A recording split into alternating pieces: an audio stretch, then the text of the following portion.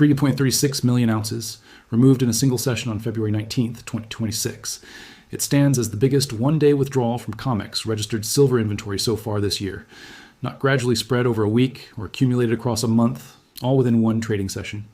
That volume of physical silver, previously stored in registered vaults and underpinning the paper obligations of the futures exchange, simply disappeared. It moved into private ownership, was shipped east to capture Shanghai premiums, fed into industrial supply chains, or was absorbed by investment portfolios, whose holders have concluded that paper commitments no longer provide adequate security. Regardless of where it ended up, the metal exited the exchange's delivery infrastructure within 24 hours, at a pace that, if sustained, would completely drain the entire registered category in just 26 days. That figure alone should be triggering alarms on every financial screen worldwide. Instead, it remains buried in warehouse filings that most retail investors never open, and that mainstream financial media ignores entirely. None of this constitutes financial advice. I'm not a licensed financial advisor. I do not manage anyone's capital, nor do I sell courses, trading signals, mentorship programs, or any paid service. If anyone reaches out to you using this channel's identity and requests payment, it is fraudulent. Report it immediately. Every data point referenced in this video is sourced from CME Group warehouse reports and other publicly available supplementary data, all of which I will cite explicitly. Verify every figure yourself. Question every conclusion. Your capital, your choices. My role is to surface the data that isn't being highlighted elsewhere. What you do with it is entirely up to you.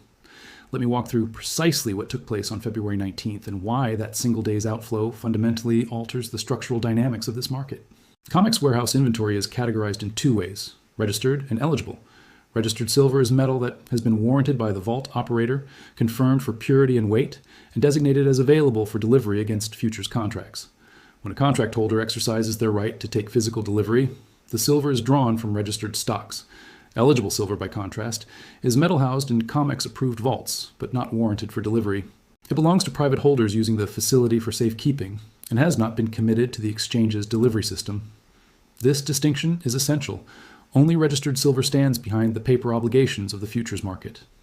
On February 19th, registered inventory fell by 3.36 million ounces in a single session.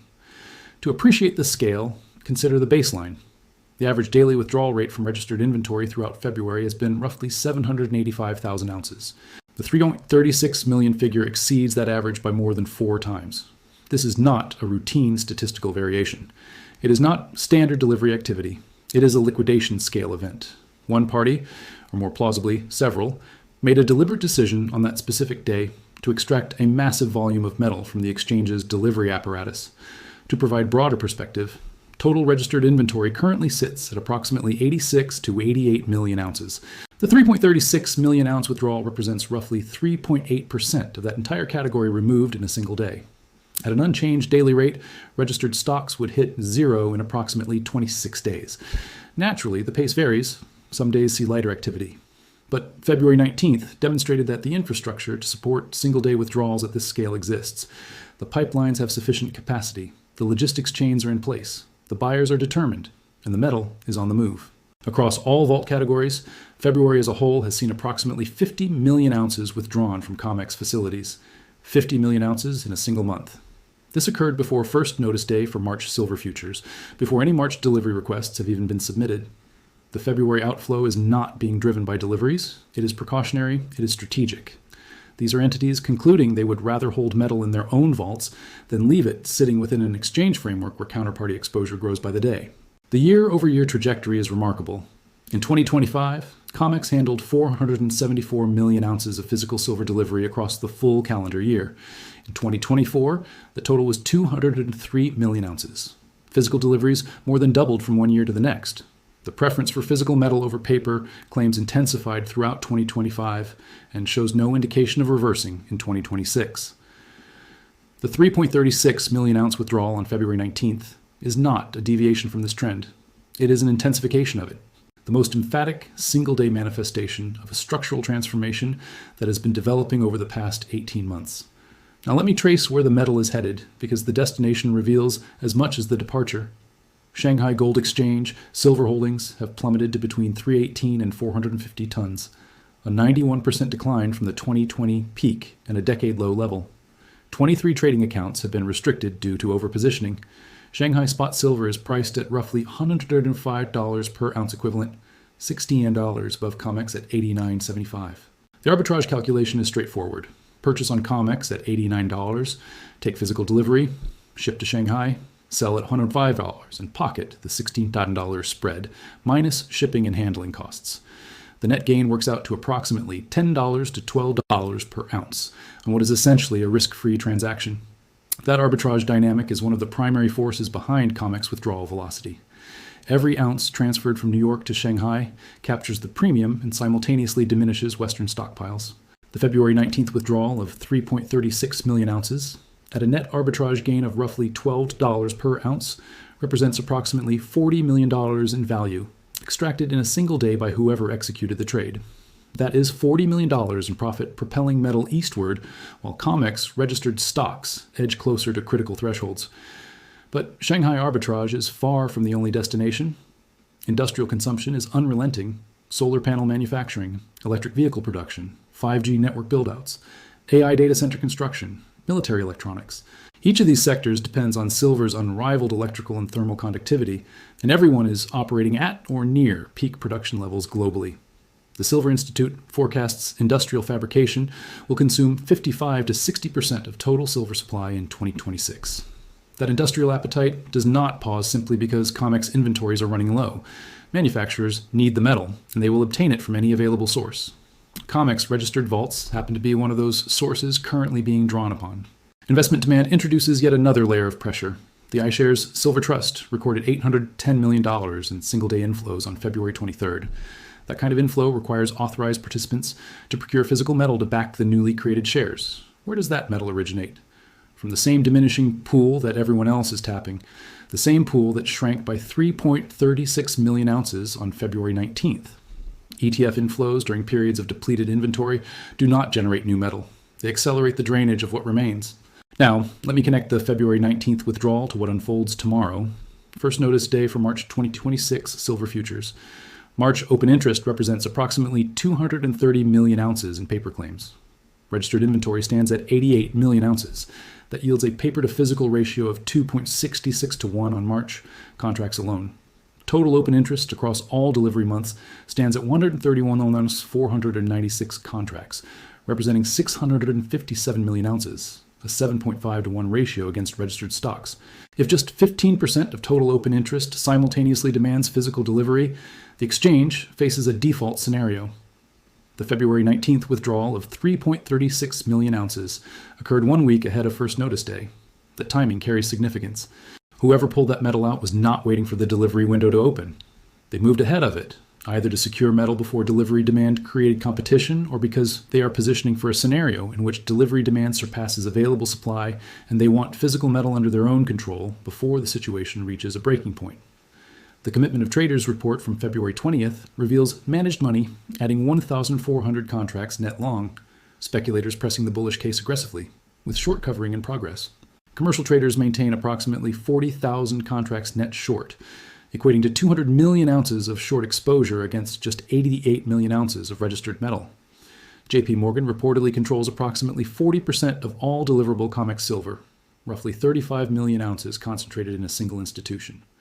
Here is the arithmetic that keeps bullion bank risk managers up at night. 40,000 commercial short contracts at 5,000 ounces each equals 200 million ounces of delivery obligation if those positions are held through expiration and the longs demand physical settlement. Registered inventory totals 88 million ounces. Even if commercials delivered every last registered ounce and somehow blocked all competing delivery requests, they would still fall 112 million ounces short.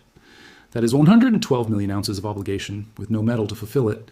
And the February 19th withdrawal just trimmed the registered pool by another 3.36 million ounces heading into first notice day, with Co-T positioning at squeeze extremes. So release rates confirm the physical scarcity that February 19th's withdrawal reflects. Current lease rates sit at approximately 8% annualized. The normal range is 0.3 to 0.5%, making current rates 16 to 27 times above typical levels. The cost of borrowing physical silver to facilitate delivery or sustain short positions has reached crisis territory. An 8% lease rate on 1 million ounces for a year amounts to approximately $7.2 million compared to roughly $400,000 under normal conditions. That cost differential alone renders maintaining large short positions economically irrational over any meaningful time horizon. And with each day that another batch of millions of ounces departs registered storage, the remaining pool contracts, lease rate pressure intensifies, and the cost of holding short positions climbs further. The U.S. Mint released the 2026 American Eagle Silver Proof at $173, a 92% premium over spot price. The sovereign mint of the United States is pricing its own silver product at nearly double the paper market quote. When both the government mint and the Shanghai Exchange price silver dramatically above COMEX paper levels, the paper price is not the reference point. It is the outlier. The 3.36 million ounce withdrawal represents metal migrating from the anomalous pricing framework to the authentic one. The cumulative global silver supply deficit since 2021 now approaches 800 million ounces, nearly equivalent to a full year of worldwide mine output in aggregate shortfall over 6 years. A sixth consecutive annual deficit is projected at 67 million ounces for 2026. Between 70 and 80% of silver production originates as a mining byproduct, contingent on base metal economics. Elevated silver prices alone do not stimulate increased silver output because production volumes are dictated by demand for lead, zinc, and copper, not silver itself. The supply response mechanism is structurally impaired, and while supply remains unresponsive, demand is accelerating across every front.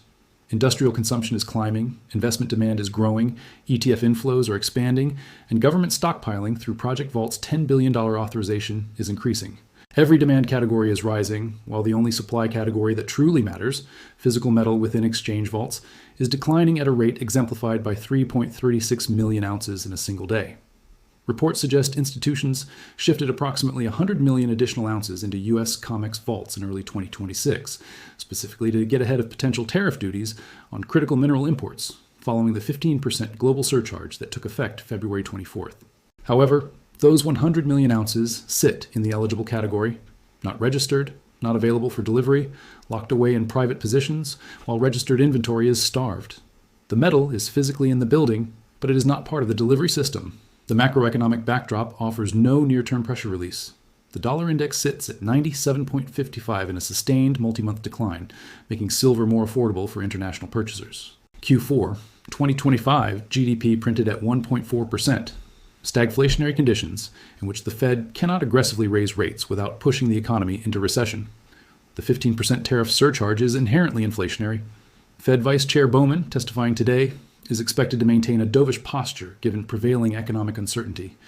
Initial jobless claims data is anticipated at 210,000 versus a prior reading of 206,000. Any upside surprise would signal labor market softening, a supportive factor for metals. Geneva nuclear talks are taking place today with 2 carrier strike groups deployed. Geopolitical risk premium is baked into pricing. The price action context is equally important. Silver reached $138.40 on February 12th, during what analysts dubbed the White Lightning event. It subsequently plunged 36 to 40% as margin increases triggered forced liquidation of leveraged positions. The current price of $89.75 reflects an approximately 35% recovery from those crash lows. But here's the crucial observation. The February 19th withdrawal of 3.36 million ounces occurred during the recovery phase, not during the sell-off. The metal exited the vaults after the crash, not before. Whoever withdrew it was not engaged in panic selling. They were strategically accumulating physical metal during a price correction engineered through paper market mechanics. They bought the dip, not in paper form, but in actual metal. The Sprott Physical Silver Trust trading at a premium to net asset value, while the iShares Silver Trust experiences weekly outflows, confirms the institutional behavior pattern. Informed capital is exiting paper-backed vehicles, paying premiums for physically backed trusts, and pulling metal from exchange-registered vaults. The February 19th withdrawal of 3.36 million ounces is not a standalone occurrence. It is part of a coordinated shift from paper to physical that is gaining momentum as the structural vulnerability of the paper pricing system becomes impossible to ignore.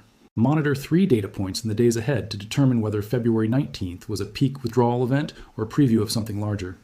First, Friday's warehouse report. Following first notice day declarations, if registered inventory drops by another 2 to 3 million ounces, the delivery crisis is genuine and intensifying. Second, March open interest figures after first notice day. Every contract that remains open constitutes a standing delivery claim against the 88 million ounce pool. Third, the daily withdrawal rate through early March.